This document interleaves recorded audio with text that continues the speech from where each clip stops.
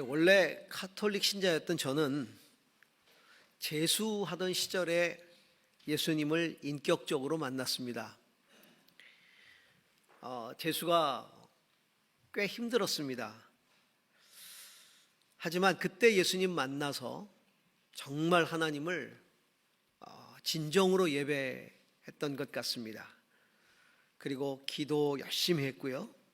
그러면서 이제 최선을 다해서 재수를 했고, 은혜 가운데 그 재수를 잘 마쳤고 이제 대학에 진학을 하게 되었습니다.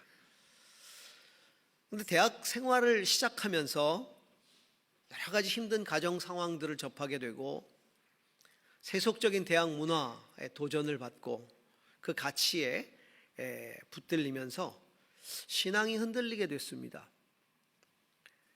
그때 교회 생활은 물론 했고요, 또 봉사도 열심히 했지만 세상 문화를 함께 즐겼습니다. 또 하나님보다 더 중요하게 여기는 것들이 제 마음속에 자리하고 있었습니다. 성공이라든가 혹은 명예라든가 어떤 세속적인 즐거움들, 이런 것들이 저를 붙들고 있었습니다. 그때 하나님 저를 극도의 한계 상황에 몰아넣기 시작하셨습니다. 제 힘으로 아무것도 할 수 없는 극단적인 그런 한계 상황에 제가 맞닥뜨리게 되었습니다. 기도 외에는 답이 없어서 기도원에 올라가서 금식하며 기도를 하기 시작했습니다. 그런데 그렇게 기도하던 중에 하나님이 저를 부르셨어요. 소명을 그때 받게 됩니다.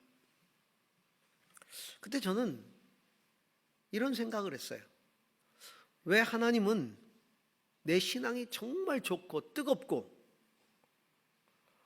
최고조에 있을 때 나를 부르시지 않고 이렇게 처절하게 무너지고 바닥을 치고 있을 때, 곤두박질 쳤을 때 나를 부르시는 것일까? 그게 의아했어요.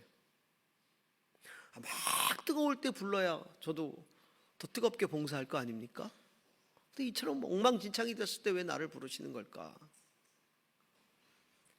아마도 이런 상황에서 하나님을 경험할 때 철저한 회개가 나오고, 그리고 내 자신을 의지하는 것이 아니라 주님만을 의지하면서 헌신을 결단할 수 있지 않을까, 그런 목적이 아닐까, 이유가 아닐까, 이런 생각을 하게 됐어요. 그때 떠오른 게 모세가 떠올랐습니다. 모세도 미디안 광야에서 곤두박질 쳤을 때 하나님이 부르셨지, 이런 생각을 하게 됐습니다. 그리고는 저는 신앙을 다시 회복하게 되었고요. 그때 찾아온 가장 큰 변화가 뭐냐면 영적으로 다시 살아났다는 겁니다. 근데 영적으로 살아났을 때 일어난 일이 뭐냐면 예배가 살아났다는 거예요. 예배가 다시 회복됐다는 겁니다. 주님을 처음 만났을 때처럼 감격이 찾아오고, 예배 때마다 회개가 터져 나오고, 성령의 은혜가 충만하게 임하고, 찬양과 기도가 진정한 나의 고백이 되었고, 말씀들이 다 저를 향한 말씀으로 수용되기 시작했어요. 그때 깨달은 게 있습니다. 영적인 회복은 예배의 회복이다. 영적인 회복은 예배의 회복이다. 하나님은 영적으로 시험에 든 성도들을 다시 살리셔서 예배를 회복시키기 원하세요. 왜냐하면 예배가 회복돼야 진정한 기쁨이 회복되기 때문입니다. 하나님은 참된 예배자를 통해 기뻐하시고, 그리고 그렇게 예배하는 자들을 기쁘시게 하십니다. 이게 하나님이 우리에게 기쁨을 주는 통로예요, 예배가. 그렇기 때문에 참된 예배는 영적으로 살아나는 증거이고 열매인 것입니다. 살아있는 성도는 생명력 있는 참 예배를 통해 주님을 기뻐하게 됩니다. 우리는 그런 얘기 참 많이 해요. 그 교회는 예배가 살아있어. 생명력 있는 예배를 이야기하죠. 예배가 살아있어. 또 어디 가서 예배가 죽은 것 같아, 이런 말을 쉽게 합니다. 근데 중요한 건 예배가 살아있는 것보다 더 중요한 게 뭐냐면 내가 살아있어야 돼요. 내가 살아있어야 예배가 살아나요. 내가 살아나는 것이 그 무엇보다도 중요한 것입니다. 자, 그렇다면 생명력이 가득한 참된 예배란 어떤 걸까요? 오늘 성경은 우리에게 그것을 이야기해 주고 있습니다. 자, 열왕기상 18장 21절을 다시 한번 읽어보도록 하겠습니다. 열왕기상 18장 21절입니다. 함께 읽습니다. 그 모든 백성 앞에 나서서 이렇게 말하였다. 여러분은 언제까지 양쪽에 다리를 걸치고 머뭇거리고 있을 것입니까? 주님이 하나님이면 주님을 따르고 바알이 하나님이면 그를 따르십시오. 그러나 백성들은 한마디도 그에게 대답하지 못하였다. 생명력 있는 예배는, 살아있는 예배는 그 예배의 대상이 오직 창조주 하나님에게만 있는 것, 오직 하나님 한 분만을 기쁘시게 하기 위하여 예배하는 것, 이게 진짜 살아있는 예배인 것입니다. 이스라엘 백성들은 역사 속에 한 번도 하나님을 버린 적이 없어요. 언제나 하나님을 예배했죠. 문제는 뭐냐면 하나님과 이방신, 하나님과 우상을 같이 섬겼다는 거예요. 그들의 모습을 선지자들이 계속해서 반복적으로 책망했죠. 에스겔 선지자는 이렇게 책망을 합니다. 에스겔 23장 39절입니다. 함께 읽습니다. 그들은 자기 자식을 잡아 죽여서 우상들에게 바친 바로 그날에 내 성소에 들어와서 더럽혔으니 그들이 내 성전의 한가운데서 그런 일을 하였다. 자기 자식을 잡아서 불에 태워 죽이는 이방 제사, 이방 신에게 드리는 제사를 드리고는 그날에 다시 내 성전에 와서 나에게 예배했다는 겁니다. 마치 하나님 성전에서 그런 일을 저지른 것과 똑같은 것이죠. 겸하여 섬기는 겁니다. 이사야 선지자는 이렇게 이야기했습니다. 이사야 57장 10절에서 11절입니다. 신들을 찾아 나선 여행길이 고되어서 지쳤으면서도 너는 헛수고라고 말하지 않는구나. 오히려 너는 우상들이 너에게 새 힘을 주어서 지치지 않았다고 생각하는구나. 내가 그처럼 무서워하는 신들이 누구냐?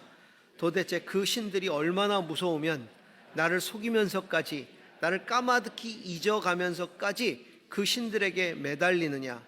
내가 오랫동안 침묵하고 있었다고 내가 나를 경외하지 않는 것이냐? 이사야 선지자는 그러한 이스라엘의 행태를 신들을 찾아 나선 어리석음이라고 이야기하는 거예요. 어떻게 나를 잊어가면서까지, 속이면서까지. 자, 속인다는 얘기는 뭐냐면 겸하여 섬기는 것을 티 안 나게 한다는 것이죠. 이미 하나님 다 알고 계시는데 속이면서, 신앙으로 속이는 거예요. 하나님을 속이고 다른 것들을 섬기는 거죠. 분명히 하나님은 십계명의 첫 계명을 주시면서 나 외에 다른 신을 내게 두지 말라, 이렇게 명령하셨어요. 이게 명령이죠. 사람들은 이것을 종교적 독선이라고 말합니다. 그러나 이건 종교적 독선이 아니에요. 영적인 팩트에 근거한 거예요. 오직 예배를 받을 유일한 신, 창조주는 하나님 한 분밖에 계시지 않다는 영적인 팩트에 근거한 하나님의 명령인 것이죠. 다른 모든 것들은, 다른 신들은 인간이 만든 헛된 우상에 불과하다라는 겁니다. 다른 신을 겸하여 섬긴다는 것은 이미 내가 하나님을 섬김에 있어서 하나님 섬기는 게 종교적 명분에 불과하게 되었다는 것, 관습에 불과하게 되었다는 것을 이야기해 주는 거예요. 하나님 섬김은 그런 것이고, 내 진심은 다른 신을 내가 찾아 나선 다른 신에 가 있는 거예요. 이미 마음이 거기 가 있는 거예요. 하나님은 그냥 명분이고요.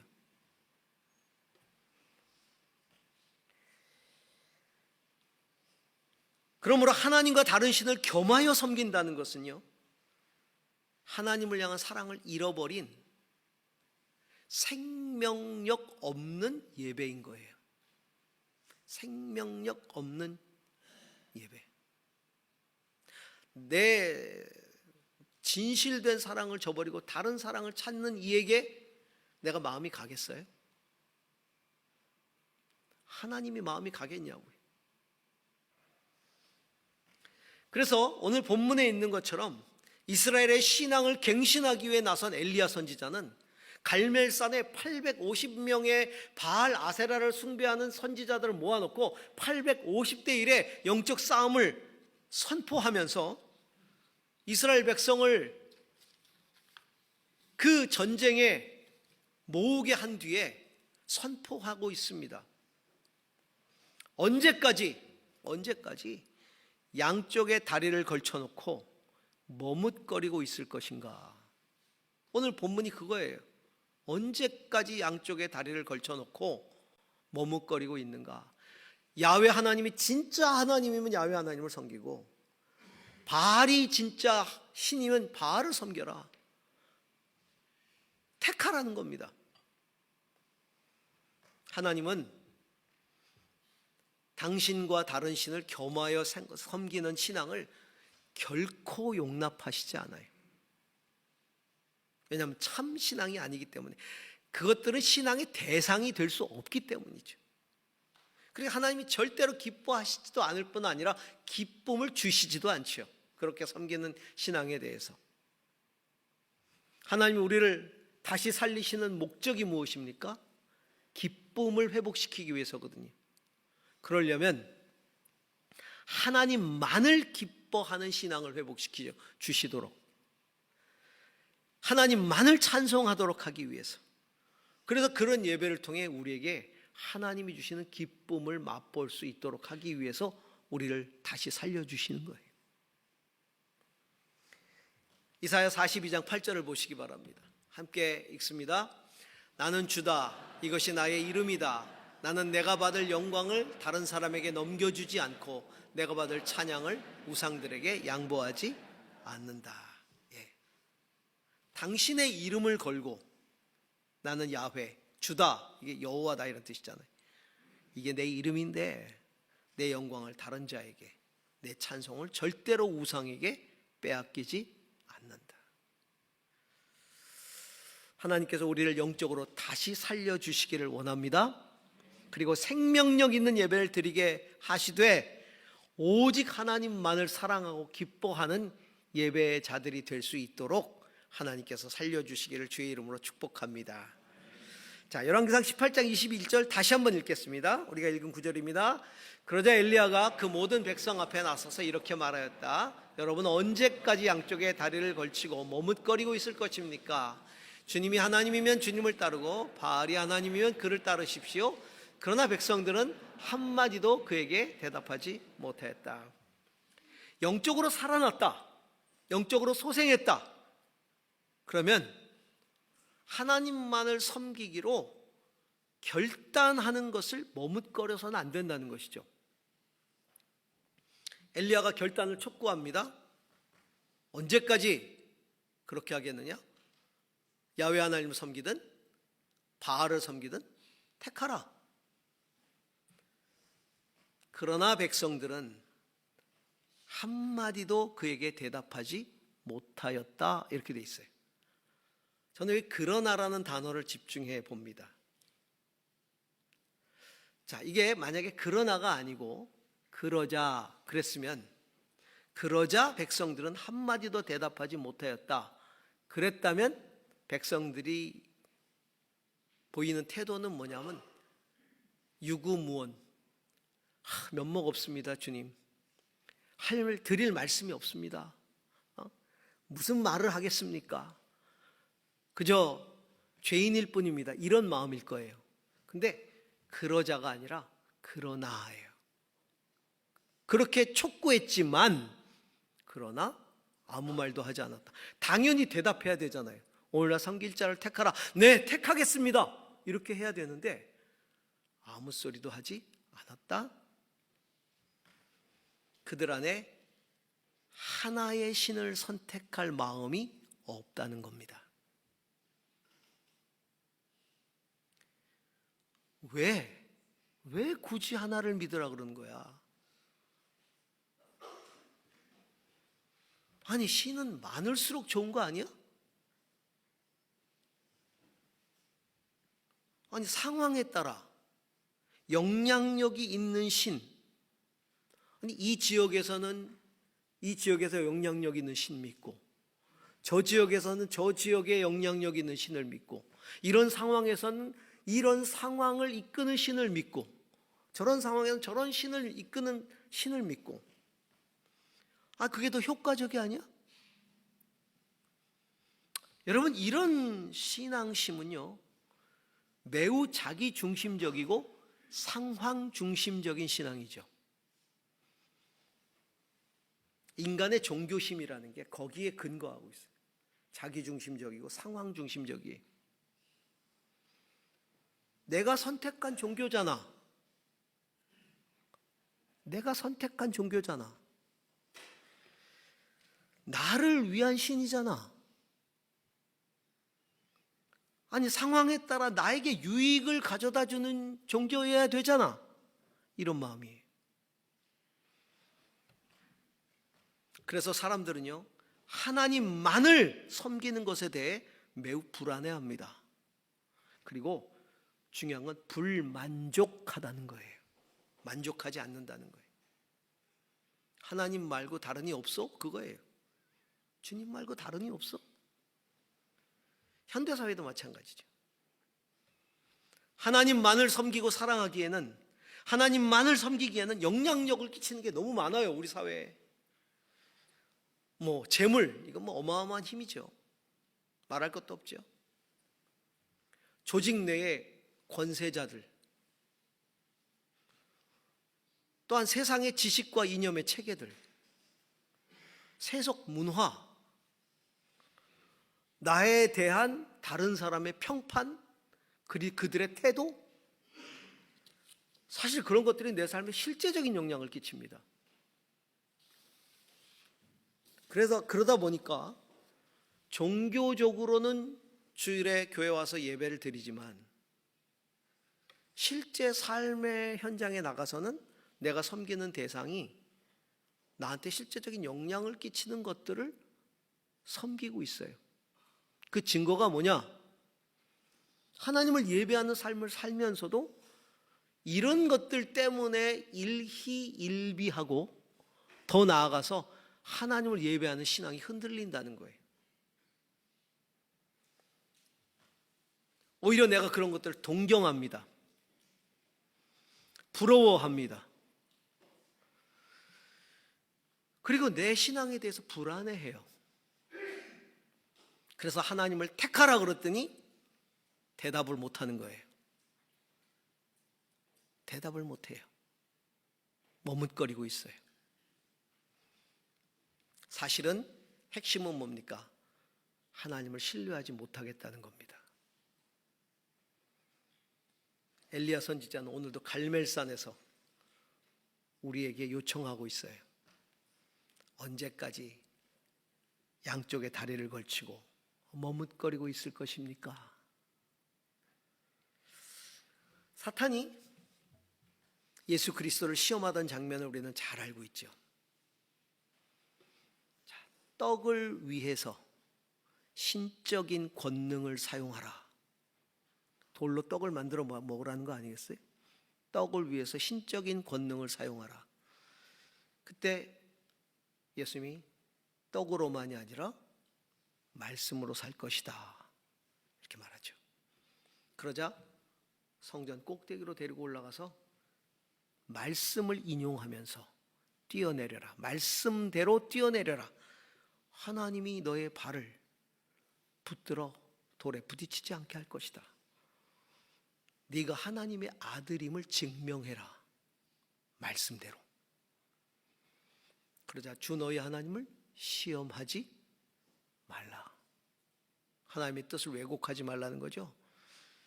그러자 다시 세상의 모든 영광을 보여주면서 내게 엎드려 절하면 세상의 영광을 다 주겠다.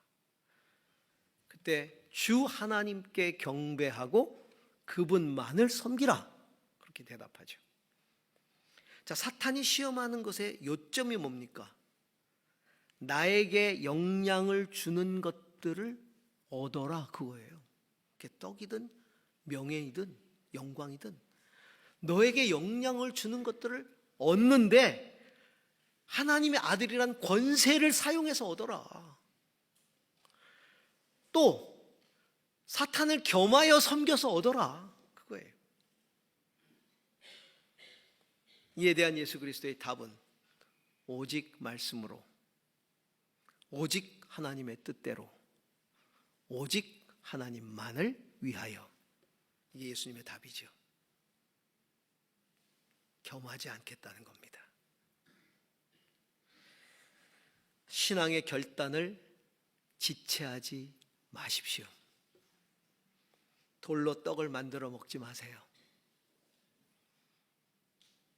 뛰어내려서 하나님 시험하지 마세요. 세상 영광에 눈이 멀어서 사탄에게 고개 숙이지 마세요. 머뭇거리지 말고 하나님만 믿기로 결단하시기를 바랍니다. 아멘. 자, 요한복음 4장 24절 오늘 말씀입니다. 함께 읽습니다. 하나님은 영이시다. 그러므로 하나님께 예배를 드리는 사람은 영과 진리로 예배를 드려야 한다. 여러분, 예수님이 우리에게 말씀하신 생명력 있는 예배예요. 성령과 진리 안에서 예배하는 자들만이 참된 기쁨을 맛볼 수 있다. 하나님을 기쁘시게 할 수 있다. 예수님이 이 생명력 있는 예배에 대한 강의를, 이처럼 소중한 강의, 예배에 대한 텍스트, 예배를 이야기해주고 정의 내려주는 참 예배에 대한 텍스트 중에 이것만한 텍스트가 없거든요. 예수님이 직접 가르쳐 주셨으니까 예배를. 근데 이 예배 강의를 성전에서 하신 것이 아니라 하나님을 갈망하는 여인과의 만남이 이루어진 우물가에서 하셨어요. 옛날부터 우리 어르신들이 무슨 얘기를 하면 우물가에서 역사가 일어난다 그랬거든요. 진짜 우물가에서 역사가 일어났어요.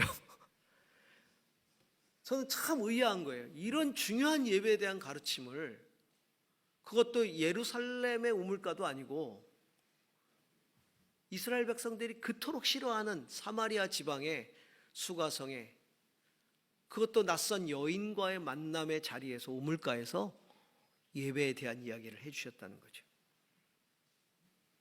이 자체가 의미가 있어요. 저는 이 사건이 거기서 일어난 자체가 의미 있다고 봐요.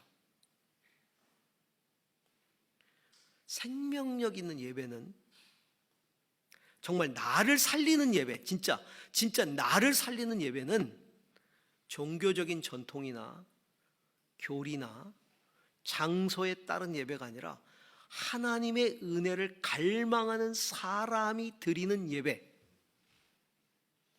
하나님의 은혜를 갈망하는 사람이 드리는 예배, 이게 진짜 나를 살리는 예배라는 겁니다.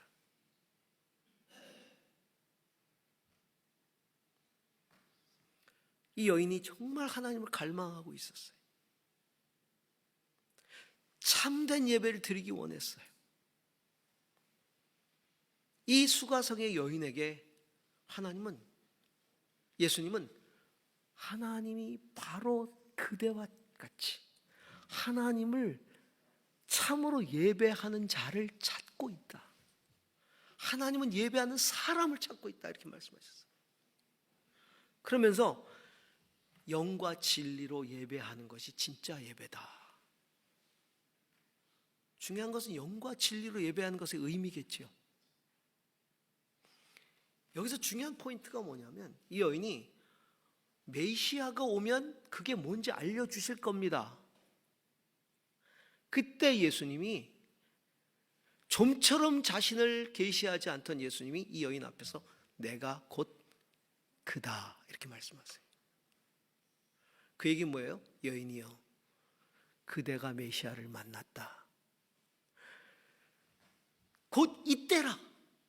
영과 진리를 따라 예배할 참된 예배를 드릴 때가 곧 이때라. 이때가 언제예요? 예수님 앞에 서 있을 때, 예수님을 만났을 때, 예수님을 만나야 진정으로 영과 진리로 예배를 드릴 수 있다는 겁니다.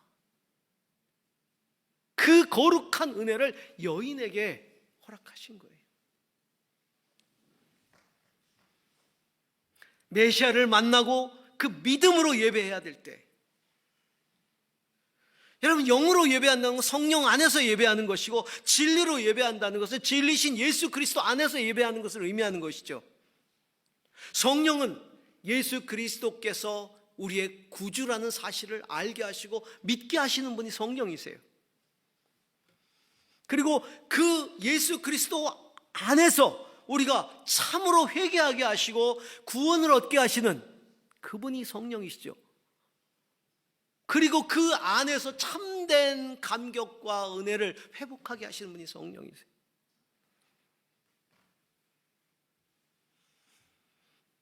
하나님은 성령을 통해 나를 찾아오시고 참 예수를 알게 하시고 믿게 하심으로 내 영혼을 소생케 하시고 그 구원의 감격으로 기쁘게 예배하게 하십니다. 우리는 때론 영적인 침체에 빠집니다. 신앙이 무너질 때가 있어요. 예배 생활이 흐트러질 때가 있어요. 주님은 그것을 그냥 놓아두시지 않습니다. 성령을 통하여 우리를 찾아오시고 그리고 다시 우리의 영혼을 살리시기 위해서 역사하시지요. 제가 그 한계 상황에 처해서 기도할 수밖에 없었던 것처럼 하나님은 사람을 통해서든지 상황을 통해서든지 어떤 일들을 통해서든지 우리가 하나님 앞에 다시 서게 하세요. 왜냐하면 우리가 기쁨을 잃어버렸기 때문에. 하나님의 기쁨은요, 우리가 기뻐하는 것을 보시는 거예요. 우리가 기뻐하는 것을, 여러분 자식이 기쁨을 잃어버리면 부모가 기뻐합니까? 아니잖아요. 온갖 방법을 다 동원하잖아요. 그 기쁨을 회복시켜 주기 위해서. 그렇죠? 그래요. 하나님은 우리의 기쁨을 회복시켜 주시기 위해서 성령을 통해 역사하시는데, 성령을 통해 하시는 일이 뭐예요? 예수님을 다시 만나게 하는 거예요. 예수님을 다시 만나게 하는 거예요. 예수님의 은혜를 경험하게 하는 겁니다. 예수님의 그 사랑을 다시 경험하게 하는 거예요. 예수님의 음성을 다시 듣게 하시는 거예요. 그러면서 그 예수님을 다시 만나면서 우리 안에 영적인 회복이 일어나는 것이죠. 그게 진리 안에서 예배하는 거예요. 성령 안에서 예배하는 거예요.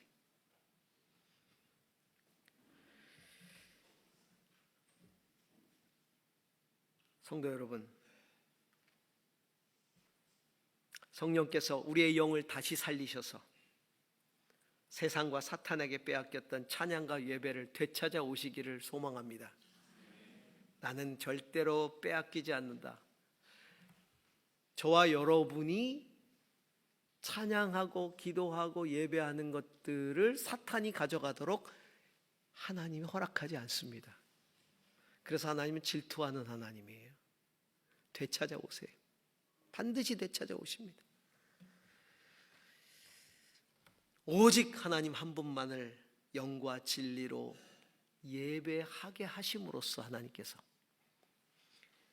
우리의 기쁨을 회복시키시는 은혜가 있기를 소망합니다. 새해 첫 주일 이제 한 해의 예배 우리가 결단하면서 머뭇거리지 마십시다. 하나님만을 예배할 것을 결단하십시오. 그리고 간절히 기도해 봅니다. 저를 따라 해보십시다. 다시 살리사 예배하게 하소서. 다시 살리사 예배하게 하소서. 아멘.